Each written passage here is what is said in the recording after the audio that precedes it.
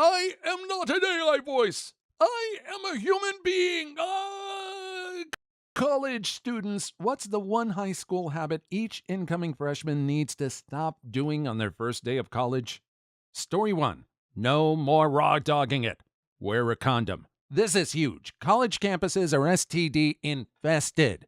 Good God, I know way too many people who get STDs. It's almost expected. Go to engineering school and don't worry about getting laid at all. I completely agree with the importance of safe spicy time practices in college. It's easy to get caught up in the moment and forget about the risks, but the consequences can be life-changing. And while engineering school may not be known for its wild party scene, it's always good to have a balanced approach to life. Story 2. Your life isn't over if you walk into class late. Just calmly go in and take a seat. You'll be fine. Also, when you come in late, don't walk to the front of the room and sit down. Sit at the back and be discreet about it. Also, if you're in a smaller class under 50 people, walk up to the professor at the end of class and apologize for being late. This goes a long way. Just don't make a habit of being late. Conversely, if you're in a stadium class, do not do this, as you likely weren't noticed, and announcing your tardiness only makes you look foolish. I can attest to the truth in this advice. Walking in late can be stressful, but it's not the end of the world. And being discreet and respectful goes a long way. Plus, going the extra mile to apologize to your professor can show that you take your education seriously. Story 3. Yes, it will be on the test. If it's not on the test, you know an amazing new fact to wow your friends with. It's nice when differential equations come up in conversations. Story 4. You definitely need to study. If you had it easy in high school, it likely will not be that way in college. I think even more than high school, more important than studying is going to every class. If you go to every class, you'll have an idea of the curriculum. You'll know what material they emphasized, what pages to read. If you don't go to class, it makes studying much, much harder. You'll miss material.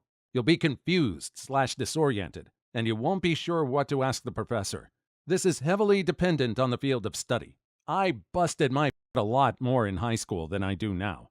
I couldn't agree more with the importance of attending class. It's not just about being present, but actively engaging with the material and asking questions when you're unsure. Story 5. Long-distance relationship with high school girlfriend or boyfriend. Spoiler alert. You guys aren't going to make it work. Edit. A bulk response to all those who feel the need to let me know they did make it work / their parents made it work. We made it 5 years of long distance. We live together now. Still agree with your spoiler for 99.999% of cases. Edit. Original person, you asked for this. Story 6. Don't wear those stupid lanyards with a school name around your neck. Yes, I wish someone had told me this my freshman year. Looking back, I feel like such a dork. I did this. I thought it was cool.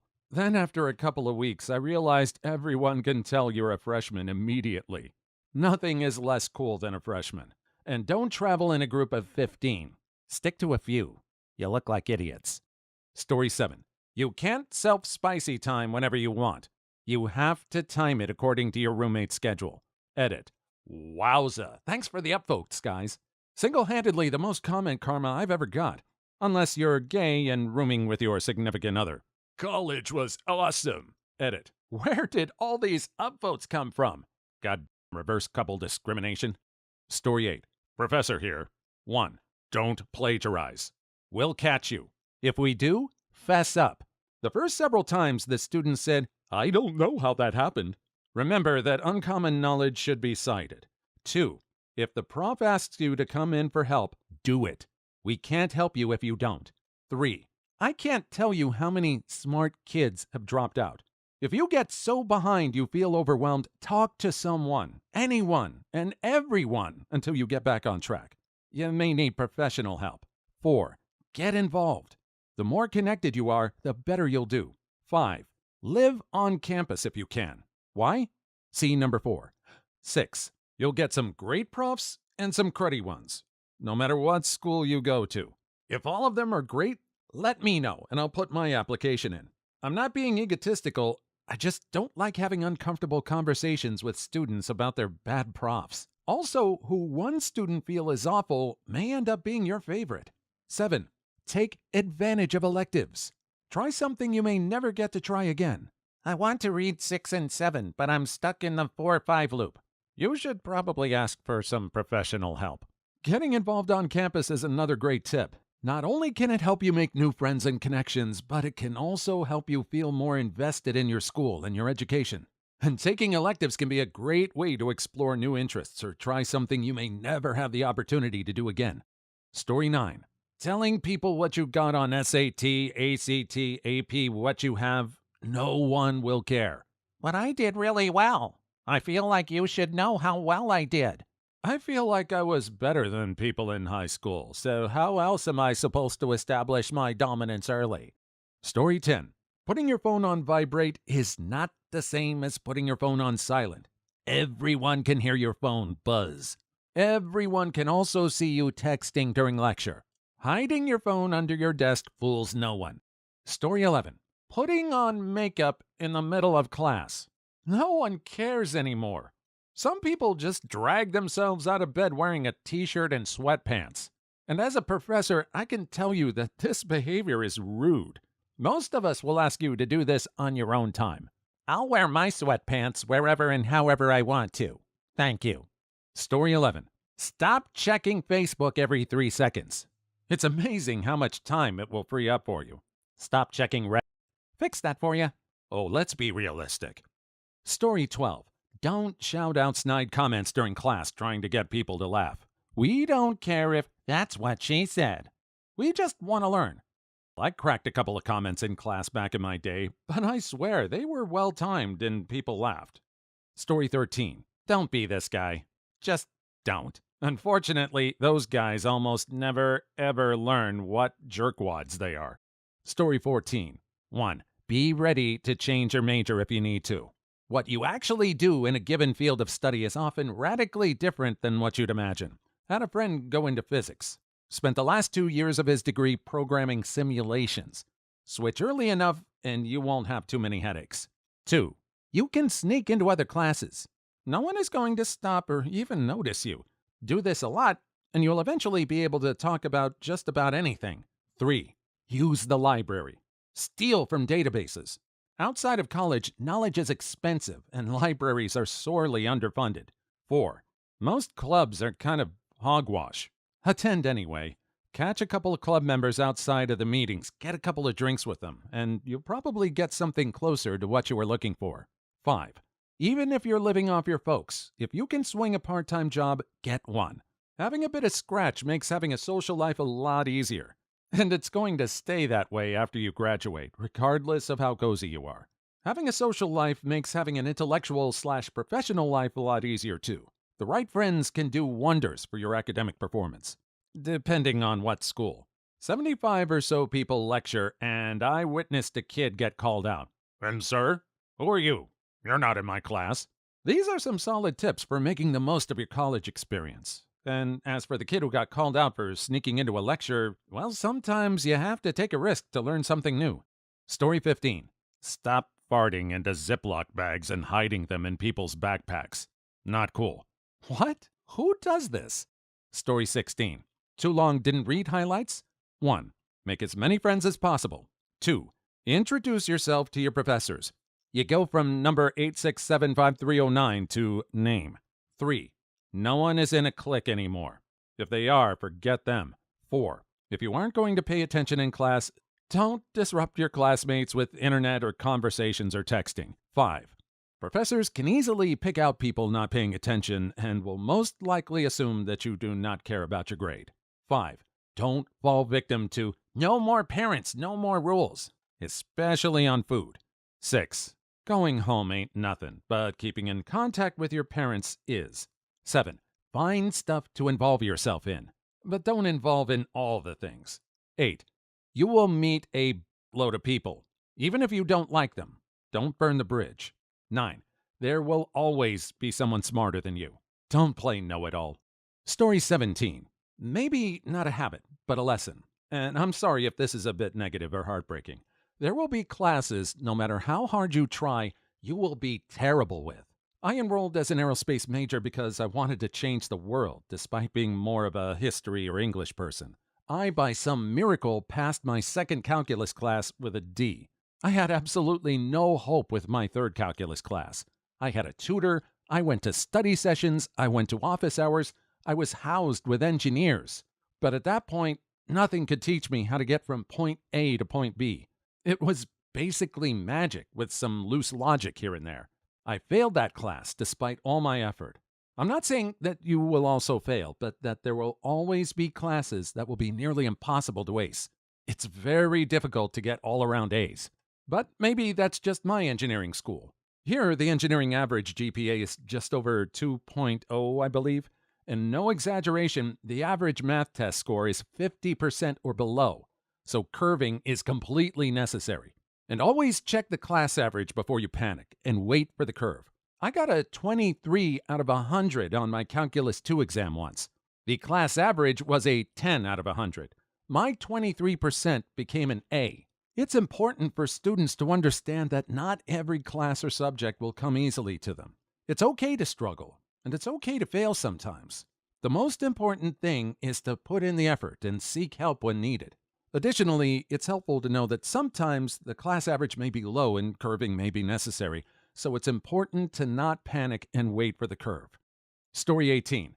The need to shut the up talking to each other during class. I paid to come to the class and I want to learn, not hear about your sexcapades or drama. Spare us all and skip class. Story 19. Do not wear your Letterman jacket. Do not bring up your standing, awards, honors, achievements, unless you are asked. I hate it when I was in history and I heard, in high school I was in AP classes, and I thought, if you know the answer, don't showboat your past. Edit. Spelling. Those goddamn AP braggarts. I bet good money that at least 80% of the kids at my school had taken AP classes. They're basically a requirement nowadays. At my high school, many D-average kids took AP statistics because the only other senior-level math options were AP Calc AB or one session of senior math. Also, no one gives a care. No one. No one cares if you're a first year with sophomore status. You're still going to the same college as the kid who took no AP classes. That was therapeutic. Story 20. You're going to class, not the club. Alternatively, to those same students about 2 months later, you're going to class, not to bed. Story 21. My pet peeve freshman year was when kids would regularly swear when addressing professors because we're all adults now. My sister told me a kid in one of her classes swore while answering a question. The professor asked him to watch his language, and the student replied, freedom of speech? Nope. Hey, this'll prove I'm an AI voice. I'm not reading that word. Nope, not reading it. Yes, the professor was black, and he was not happy. It was the hard R. You never use the hard R. Story 22. Making excuses to a professor if you miss the due date for an assignment. It isn't that they aren't listening. It's that they simply will not care.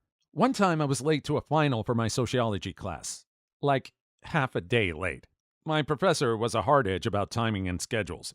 Even if you showed up 10 minutes late to lecture, he wouldn't let you in the room. I told him I legitimately messed up and had thought that the test was 5 hours later than it actually was. He let me take it, but he took 20 points off the top. Turns out your parents were right. Telling the truth works way better. It's always better to be honest with your professors if you miss a due date or are running late for an exam. As this story highlights, even if they seem strict and unyielding, they may still give you a chance to make up the work or take the test.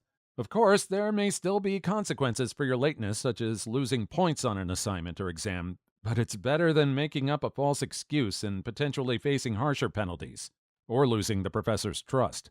Remember, honesty is the best policy. Story 23. Stop being so embarrassed when your family phones you or comes over. They probably live very far away and came here to see you. Show them some love. Story 24. Stop self-stimulating in class, even if you are a star athlete. Steve Holt! Story 25. From here on out, save yourself some trouble and stop acting like a middle school jerkwad. Amen to that. I started out in a freshman dorm. People poop in the showers 6 times in my first semester alone. And they didn't have the courtesy to mash it down the drain? Rude. Story 28. Try not to mess up your grades your first year, or you spend the next 3+ years trying to make up for it. Also, get involved, but don't overdo it. Not everyone can be involved in and the president of every organization on campus. But try something. Don't just go to class and then drop into your room. Buy into the whole college experience, please. Story 27. Don't bother sucking up to the professors. While in high school nobody liked teachers' pets, being one could legitimately give you an advantage. In college, you are one of thousands of students that your professor sees daily. If you become the class suck-up, you're probably not going to be well liked by your classmates, and the professor will just see you as one out of many students. Or worst case scenario, as a bothersome jerk. Don't be afraid of asking your professor anything you don't understand. While they're held to a much higher standard than your normal teachers, they're still human. That doesn't mean you should interrupt him in the middle of a lecture.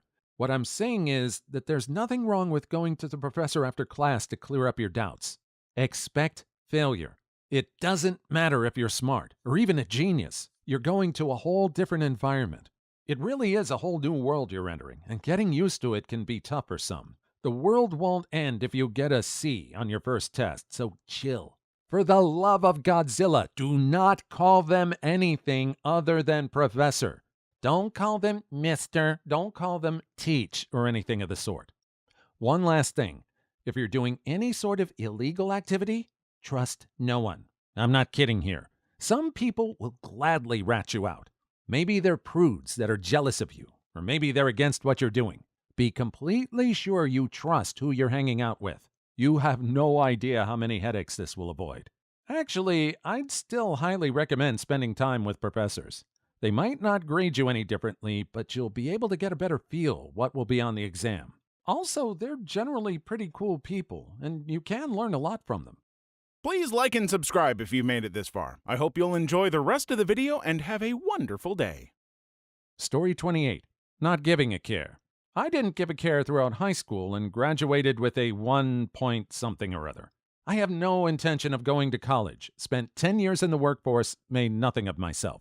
Job hopped every year. The last job I had was the longest. I worked there for 2 years. I was up for a promotion that was then given to a guy 6 months my junior because he had a degree. At that point, I quit my job and enrolled in community college. The university wouldn't take me. I have recently transferred to said university and am currently maintaining a 3.92 GPA, all because I decided to finally give a care. It can be easy to fall into the trap of not caring, especially if you struggled in high school or didn't have a clear direction for your future. But this story is proof that it's never too late to change course and start working towards your goals. Story 29. Grilling everyone like you're the toughest kid around. Going off this, acting like you're the coolest kid around is extremely annoying. No one cares about how much you drank last night. If it's that impressive, people will brag to you. If it's that impressive, people will brag to you. Words to live by. Story 30. If you have a minor disagreement with a professor or find what they're saying is just so interesting, save it for after class. The rest of us really don't give a care. We just want to get the notes, do the classwork, get the homework, unless it's in the syllabus, and go the hell home. Don't drag us into it. It's boring, and we don't care. And sometimes the professors like to drag the rest of the class into the discussion. Edit. This doesn't apply to discussion-based classes or situations where the professor is outright wrong or inappropriate. Story 31. Learn not to start a conversation with, "So what's your major?" Or at least learn to phrase it differently. Personal pet peeve? Maybe. I think that's a good one to point out. I also hate it when the immediate follow-up is, "So what are you going to do with that?" I'm tired of explaining to everyone that I'm double majoring in public relations and philosophy while minoring in religion just because I like to learn. No, I have no idea what I'm going to do when I graduate. Just let me enjoy this. Story 32. Go look at the college freshman meme page. Don't do any of that. Too long didn't read? Don't die. Story 33. If you enroll in a Spanish class, form a study group. Story 34. After a test, you don't have to stick around. Pack your stuff up and leave quietly. If you're struggling, don't wait to get help. Seriously, if your school is halfway decent, there is at least one other resource outside of your professor that you can consult for tutoring. You will regret letting your pride and/or laziness get in the way of passing a class. Finally, if professors offer to read rough drafts of papers, send or take them a rough draft. Not only will you get suggestions tailored to your professor's grading tendencies, but your professor is also aware that they told you your paper is fine except for. So if they said that one paragraph looked fine and then realizes later it should have expanded on some detail, they'll probably be more lenient. You sought help. They missed it. Well. Besides, you'll become a much better writer hearing suggestions from multiple sources. My essay writing has improved significantly because of my professor's input. Edit. So I forgot this was about habit breaking. Here's a habit to break, so I'm actually answering a question. Don't sleep in class or otherwise ignore your professor. The lectures generally emphasize what your professor thinks is most important and what will be stressed on your tests. Besides, they usually have funny or interesting stories that revolve around the topic. It's fun stuff. Edit 2. Since I seem to be getting mentioned a lot, there are instances in which you do stay after the exam. I suspect, however, your professor will mention it in those circumstances. If in doubt, just ask the professor beforehand. I couldn't agree more with this post. Packing up quietly after a test is definitely a habit everyone should make. It's disruptive to those who are still working and can be distracting. And taking advantage of a professor's offer to read rough drafts is such a smart move. Not only do you get personalized feedback, but it shows that you're actively seeking to improve and learn. Story 35. Don't take human sexuality until you're mature enough. Go to at least one frat party. I never thought I'd join a fraternity until I went out and met some cool people. Don't get a fake ID until you can actually pass for 21. C's do not get degrees. Learn how to grocery shop. Jimmy John's may be good food at 2 a.m., but remember that it's $6 a pop. Don't bring your book to class. Just pay attention to the professor. Tests will make you. Homework will break you. Get involved. Make friends. Remember that college only lasts for 4 years. Story 36. You can whip out your phone in the class and check all you want. Yes, I am failing engineering school. No, I won't stop doing it. Your parents must be so proud and so thrilled to be footing the bill for that. Not everyone's parents pay for their schooling. Story 37. Do every bit of extra credit offered. If you can redo a bad test for extra points, do it. If you can earn extra points for volunteering at some weird event, do it. If you get extra credit for attending every class session, go to every class session. Use every advantage they give you because every single extra point counts. I'm old and back in school, but as an example, in one of my classes, I did so much extra credit that I only needed a 20% on the final to get an A in the class. That knowledge is incredibly valuable when you have 3 other finals the same week. Send thank you notes or emails to the professors you love, the ones that have made a difference or have gone out of their way to help you. Send it after the class is over and you've received your final grade to avoid impropriety. But do it, and be heartfelt about it. They not only appreciate it, but at some point you may need a reference letter if you're transferring or going on to grad school. I have 2 former professors that still stop me on campus to ask how I'm doing and offer help if I need it. Never forget reference pages. Cite everything you've looked at, even if you're not quoting or using statistics from it. And if needed, buy an APA extension for Word if you suck at formatting. Do not forget references, ever. It's great to hear someone advocating for taking advantage of every opportunity for extra credit. It's easy to feel like it's not worth the effort, but every little bit can make a big difference in your final grade. And I couldn't agree more about sending thank you notes to professors who have had a positive impact on you. Story 38. Do not take college like it's on autopilot. It isn't set up for you like high school. You set up your classes, professors, and schedule. Take advantage. Screen your classes and profs so you're not walking into it blind. If you end up with a bad professor or class, you're doing it wrong. Rate My Professor is a beautiful resource. Use it. Also, ask around for recommendations from other students. Your opponent in class is stupid hogwash. Don't take professors that are jerkwads or make the class hard just for the sake of doing it. If it's a class not germane to your major, find the easy prof and take their class. Bank your easy A for GPA support. If it's a major-related class, get good professors whose classes are only as hard as they need to be. I disagree with the advice here about not being a teacher's pet. I suggest it. Don't kiss, but take excuses to have sidebar conversations with your professors. Geek out with them. They'll think more positively of you, and it can show up in your grade. Not all professors in college grade on purely mathematical formulas. Seriously, take advantage. It's a bit of an acquired taste, but once you get used to it, it really helps with decision making. Story 39. Dress better than you did before. And if there's anything you don't like about your own personality, too shy, etc., change it the first day. Be bold and act like who you want to be. Everyone will assume that's how you always are. And after a week or two, your new self will be your new self. Story 40. As someone who grades a lot of papers and essays, please let me urge you, do not, I repeat, do not fall into the crowd that sets up teams for classes. I see this all the time where people say, okay, I will go Monday, you go Wednesday, etc., and share notes. You are paying to go to class. So go to class.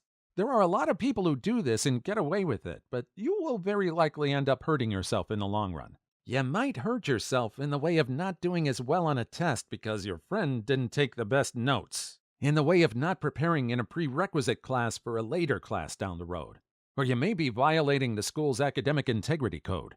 I just want to take a quick second to address that last one because it's very important, and I think a lot of people who screw up simply don't take it seriously. Most universities have a zero-tolerance policy for cheating. You may think you're getting away with it, but I want to warn you.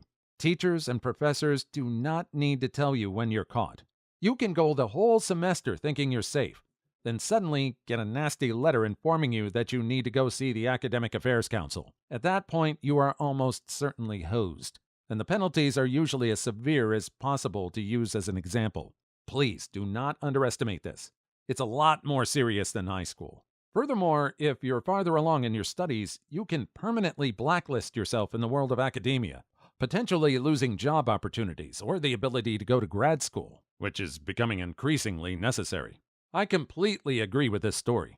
While sharing notes and studying in groups is definitely a great way to prepare for exams and learn from different perspectives, relying solely on other people's work is not the way to go. You're paying for your education, so make the most of it by attending classes and taking your own notes. Plus, cheating is never worth the risk. Not only can it hurt your grades, but it can also have serious consequences on your academic career and future job opportunities.